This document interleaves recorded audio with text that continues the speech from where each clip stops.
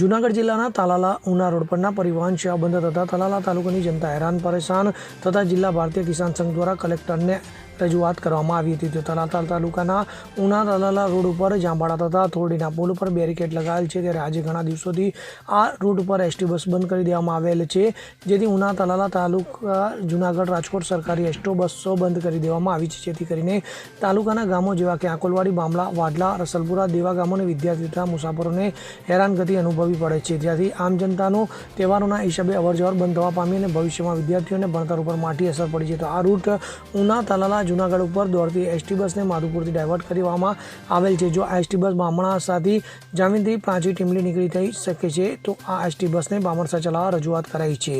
ભારતીય કિસાન સંઘ દ્વારા ગીર સોમનાથ જિલ્લા કલેક્ટરને રૂબરૂ જિલ્લા ભારતીય કિસાન સંઘ પ્રમુખ ભરતભાઈ સોજીત્રા, જિલ્લા મહામંત્રી રાજેશભાઈ પાનોલિયા દ્વારા રજૂઆત કરવામાં આવી હતી અને આ સમસ્યાનો તાત્કાલિક નિકાલ કરવા માંગણી કરવામાં આવી હતી. જગદીશ અર્ધવી સાથે CN24 ન્યૂઝ તાલાલા. હવે જુઓ દેશ દુનિયાની તમામ ખબરો તમારી આંગળીના ટેરવે. ઉઠાવો મોબાઈલ અને Google Play Store પરથી ડાઉનલોડ કરો અમારી CN24 ન્યૂઝ મોબાઈલ એપ.